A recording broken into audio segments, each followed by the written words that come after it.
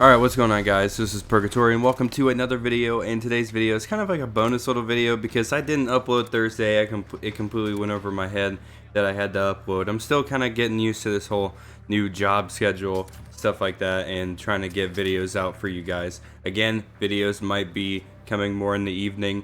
I kind of judged it a little too ahead, but there might be sometimes videos come out in the mornings, videos come out in the evenings. I feel like that might be how it is. So it's either a video is going to come out at 11 a.m. or a video's Central Standard Time, or a video is going to come out at like 6 p.m. Central Standard Time. Maybe not even 6, maybe like 7 or 8 Central Standard Time. It just kind of depends on how that day is going. But that kind of seems like how it's going to be right now. So again, just letting you guys know at the very beginning of the video to let you go ahead and let you know. Anyways, before we get any further into the video, if you guys do enjoy this video, make sure to leave a like. Make sure to subscribe if you're brand new to the channel for some more future Call of Duty content, especially with Black Ops Cold War's beta coming around. And make sure to hit that bell notification so you do get notified of a video. And if you don't get notified here on YouTube, make sure you go follow me over on Twitter and Instagram. I do post my videos over on Twitter and Instagram as well, with the links, you know, stuff like that, so you can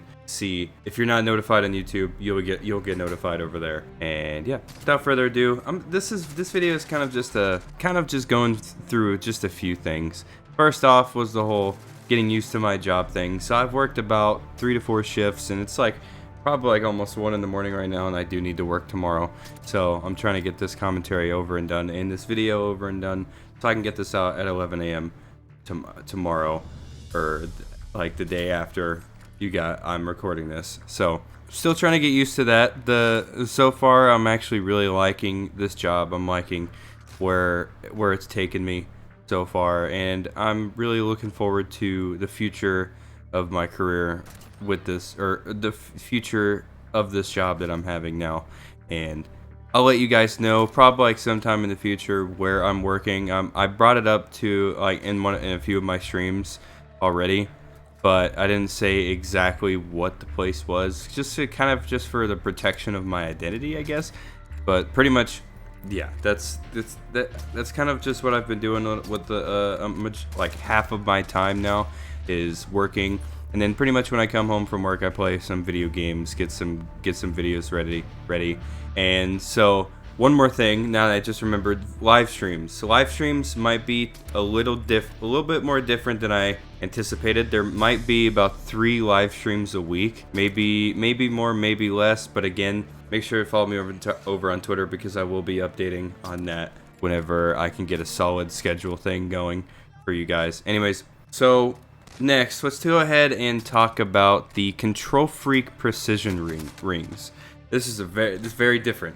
But a couple days ago, I ordered some of the new KontrolFreek precision rings, which is pretty much like a little tension thing. So you put like this, you put it around your thumbstick, and it has a little added tension to have some more precise aim, especially if you're a lower sense player trying to increase their sensitivity. Problem is, I'm already a max sense player, so I still wanted to give these a try, because like it's better to just give them a try than not give them a try at all. Also, I want to support KontrolFreek because I like KontrolFreek. But anyways, I do play at maximum sensitivity, so kind of from a perspective of a max sense player, I would say that all these really did for me personally was pretty much just decrease my sensitivity, because I have to pretty much, like, the normal movements that I make, I have to put more force into getting that max input,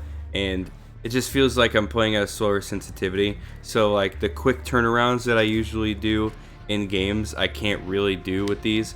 But I will say these pretty much do what they're advertised. I will say if I could somehow like swap these on the fly whenever I'm ADSing in game, somehow I would do that, because whenever I'm aiming like ADS, it's a lot more consistent.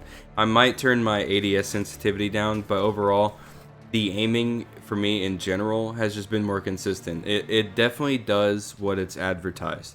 It gives you more tension on your controller, like analog stick, and allows you to play at higher sensitivity. So Obviously, you increase your sensitivity to max sensitivity, and it's still probably going to feel like the average 7, 8, maybe even lower sensitivity, maybe even a little higher bit of sensitivity. But overall, if you're already a max sense player in this game, I would say to pass on these because they're really not going to benefit you too much. I wanted to give them a try because, you know, obviously if you can't, you obviously have to give some stuff a try, even if it is probably, you know, not useful to you. But yeah, I'm going to sit here and confirm if you're a max sense player already without the precision rings, I will definitely recommend and not buy them at all unless you really want to give them a try for yourself. Then go ahead, do what I did. These are they're $10. They're not bad. Also, you're supporting KontrolFreek either way, whether or not you like the product.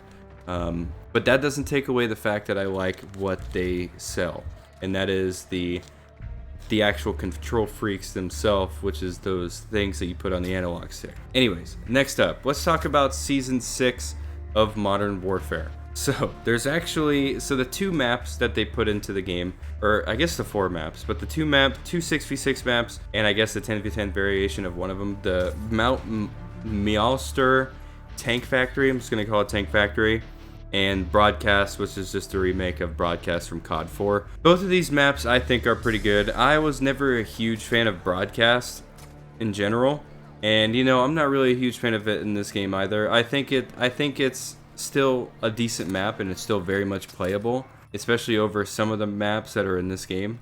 But overall, I would have loved to see Terminal return, and it's kind of a bummer that Terminal didn't return. But now, Tank Factory. I actually really like this map. The verticality, I will say, is a little off-putting. It feels a little unnecessary. You are at a very big disadvantage if you sit up there sometimes, though, because you're going to be the center of attention if you're up there, if people find you up there. But there's a lot of verticality. You can get on rooftops. You can just sit up there and chill.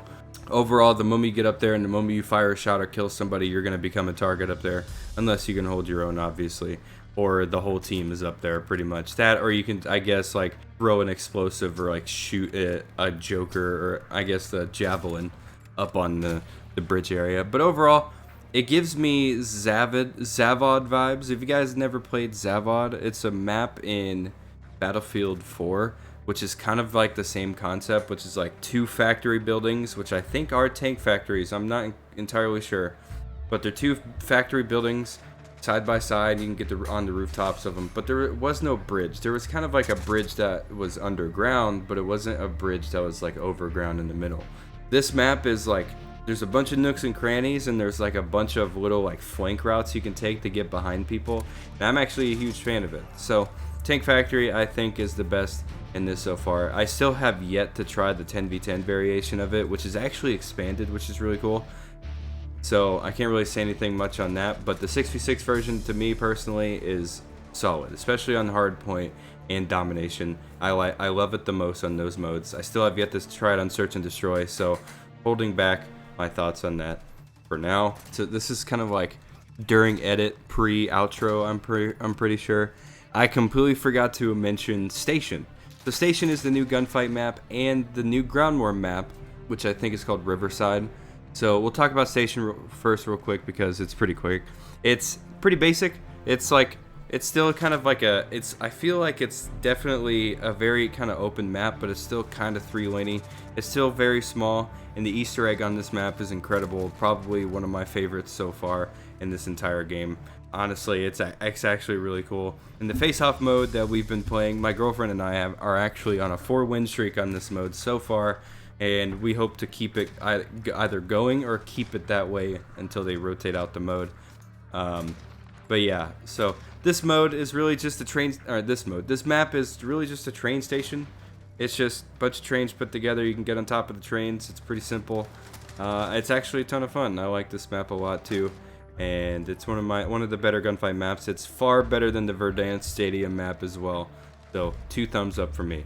Up next is Riverside. I only got to play this twice, but it's the new ground war map, and it's based on like the kind of like the cliff edge, like village area, and like next to dam in the Warzone map.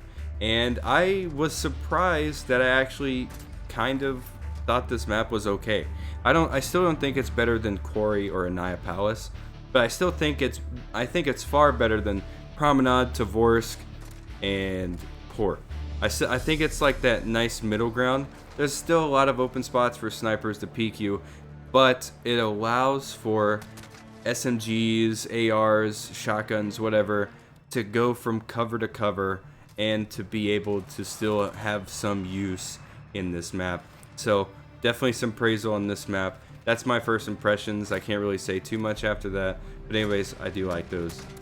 I do like these maps in this game. So now, up next, so the new sniper. The new sniper, when you're not using the default rounds, is very good. What I mean by this is the new default rounds, I can't remember what they're called, but they tend to hit marker a lot unless you're hitting them like upper torso. But whenever you unlock like more attachments for the guns, and then you get, I believe it's called the 338 Lapua rounds or the 300 Lapua rounds, this pretty much makes it a hit scan and just a one shot pretty much almost your entire body, and it makes the gun very good for quickscopers, especially if your thing with this gun is the quickscope. So there's a lot of attachments and to make this thing ADS really quickly, and it will ADS very quickly if you stack all those attachments on it, making it very satisfying to quickscope with. But I will say it's been annoying running into every lobby with this thing, to be honest. But when I started using it, it's actually a ton of fun, and you're actually watching gameplay of it this entire time. So yeah, the gun is actually pretty good. Unless if you're using the standard rounds, it's not very good in my personal opinion. But if you're using the 300 Lapua or the other ammunition modification, it's really good. ASVAL, I really didn't get to use this too much in pub games yet, meaning that I don't have it unlocked yet. But being killed by it and picking it up and using it in private matches, it kills insanely fast. It's a very good gun, but it's also kind of unforgiving. It has a lot of recoil, so you will definitely need to stack up on those recoil attachments. And the recoil pattern is a little weird too. It's like a snake kind of thing, to where like it goes to the left and then it goes right, and then the magnitude is pretty high up. So definitely some recoil attachments in there, but overall this gun kills insanely quick. It has the mobility of an SMG pretty much, with the, like, I guess the characteristics of an AR, and the integral suppressor is just even better because, you know, I love me some integral suppressor action. That's one of the biggest reasons why the Honey Badger is my favorite gun of all time. The iron sights on this gun are also pretty clean, and yes, I do know about the 10 round wall bang glitch that they still have yet to fix. I'm surprised they haven't fixed it yet. Well, actually, I really don't think I should be surprised, because this is like, when is the last time we've had a gun that was super OP that it took them like what seemed like a year to fix? Oh wait, the Origin and Warzone, the Growl, the Bruin, the M4, the MP5, which is still pretty decent.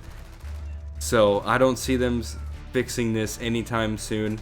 I hope they surprise me, but for their track record this year, it's been a little tough to trust Infinity Ward. But, you know, it's still good content. It's still a good gun either way. And I still respect them for getting this content out, especially doing everything from home. But I will say there's a lot of game-breaking bugs. Not a lot, but like a few bugs that you usually shouldn't see this late in a life cycle in this game. But overall, the season is great. I like the maps, I like the guns. The battle pass, in my personal opinion, is the best battle pass we have seen. And yeah, so I believe that's all I really wanted to talk about today. So a little bit of a recap. Videos are gonna be either in the morning at 11 a.m. or I guess like lunchtime, I guess, or at night, which is around 7 to 8 p.m. Central Standard Time, depending on how my work schedule goes. And I will update you guys on the live streams sometime next week, maybe even the next day after this goes up. But anyways, I love you guys. Hope you all are having a fantastic day, and I hope you all have a fantastic weekend. Make sure to take care of yourselves. And yeah, I love you all. Have a fantastic day.